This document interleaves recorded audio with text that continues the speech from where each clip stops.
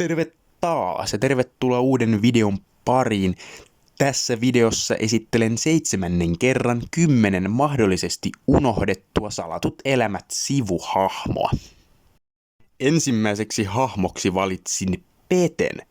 Pete on Matti Simolan esittämä hahmo ja TV:stä hänet saattoi bongata vuonna 1999. Pete asui tehdashallissa ja varmaankin johtuen hänen runsaasta alkoholin juomisesta. Sarjassa hän esiintyi juonikuviossa, jossa Silja etsi Tommia. Pete sanoi tietävänsä Tommin ja Siljan alettua uhkailemaan Peteä, hän vangitsi Siljan tehdashalliin, mutta vapautti Siljan lopulta, kun Peten kaveri ilmestyi paikalle ja pyysi Peteä tulemaan järkiinsä, ettei hän joutuisi vankilaan. Vapauduttuaan Silja uhkasi Peteä hänen kaveriaan hajonneella lasipullolla. Pete suostui auttamaan Siljaa etsimään kadonnutta Tommia. Pete kaverinsa kanssa huijasi Siljalta vähän rahaa aamupalaan. Tommi tosiaan löytyi aika pian, kun Pete kaverinsa kanssa oli päässyt kaupassa käymään Siljan rahoilla. Mutta kyseessä ei ollutkaan Siljan etsimä Tommi Tiihonen, vaan Peten kaveri, jonka nimi on myös Tommi. Toisena tähän videoon pääsee Pentti. Pentti Koura on sivuhahmo vuodelta 1999. Penttiä esitti Jukka Kärkkäinen. Pentti on rikospoliisi, joka tutki Tyyne Puustisen murhaa Susanne Viidan ja Antero Tuppuraisen kanssa. Kolmikko tutkii yhdessä sarjan ensimmäisissä jaksoissa Puustisen murhaa. He löytävät esimerkiksi Sepon Puustiselta varastaman esineen roskiksesta, jonne Seppo sen piilotti pelkään jääden kiinni varkaudesta. Kolmikko saikin kärsiä aika paljon Taalasmaiden ja nuorten käynneistä Puustisen asunnolla.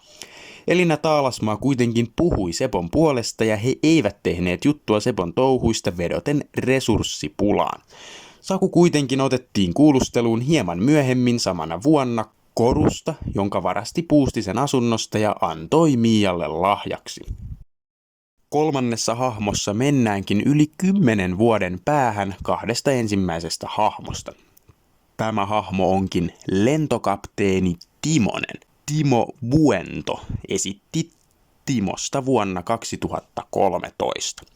Lentokapteeni Timonen ohjasi lentokonetta, millä Seppo Taalasmaan ja Helena Kuulan oli tarkoitus lentää lomalle. Samaan koneeseen olivat kaapattuna Sergei Kuula, Isabella Holm, Peppi Kuula ja Sebastian Vuorela.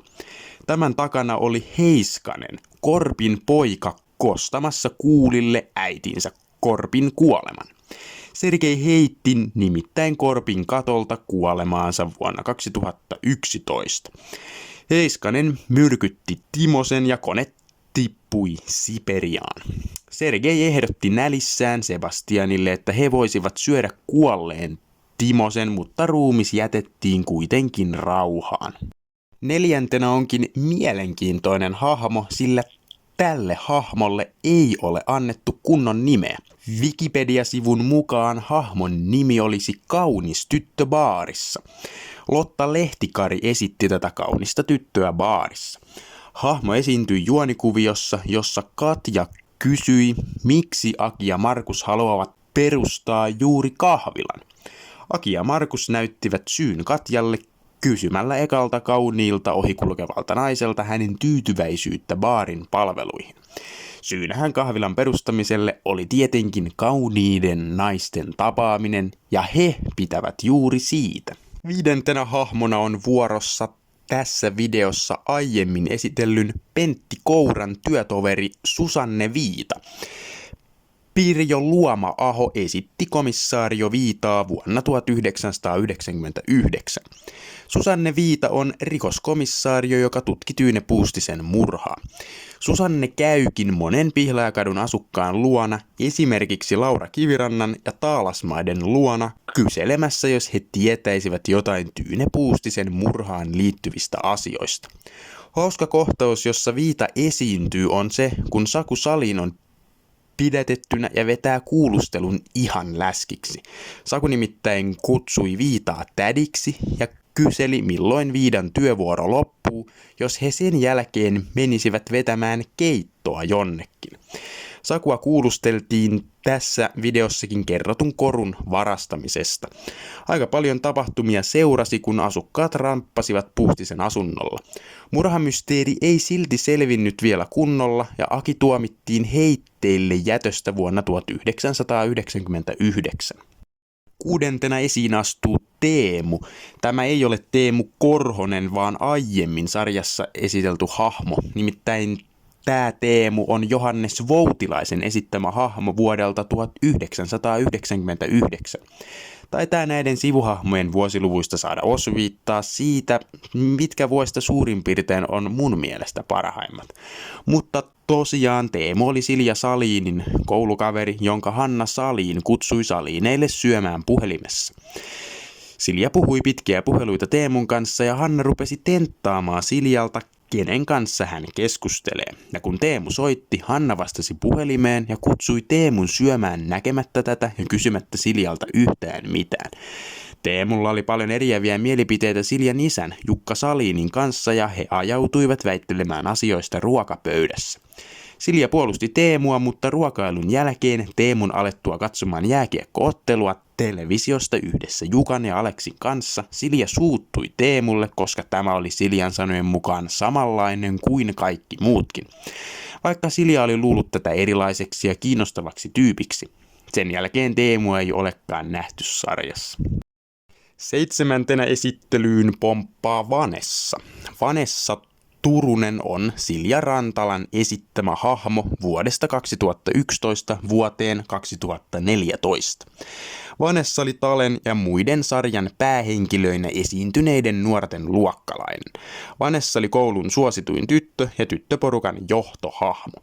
Vanessa kavereineen kiusasi usein etenkin Talea ja Matleenaa. Lari järjesti kerran isot nuorten bileet, joissa Vanessa esitti kiinnostuneensa Talesta ja sai tämän nolaamaan itsensä ihan totaalisesti. Tale oli koulussa huonomaineinen ja Tale taisikin olla hieman päissään ja muutenkin naivi, kun luuli Vanessan olevan tosissaan hänen kanssaan. Vanessa on juuri niitä, jotka pitävät mainetta tärkeänä, ja hänhän oli juuri se, joka oli koulussa laskenut Talen pisteitä koko koulun silmissä. 8. esittelen erään Ismon seurustelukumppaneista. Tällä kertaa vuorossa niistä ensimmäinen sarjassa nähty, eli Pamela Johansson. Pamela esitti Kirsti Väänänen ja se tapahtui vuonna 1999. Pamelan oikea nimi on muuten Päivi Juppunen, mutta Pamela häpesi oikeaa nimeään eikä käyttänyt sitä sen takia. Pamela oli Ismo Laitelan hetkellinen ihastus ja heillä oli lyhyt suhde. Pamela ei halunnut jatkaa suhdetta Ismon kanssa, koska Ismo ei tykännyt sitoutumisesta. Loppujen lopuksi suhde päättyi siihen, kun Pamela petti Ismoa Viljasen Martin kanssa ja ilmoitti, että heidän suhteensa on nyt ohi. 9. Rampe pääsee esittelyyn.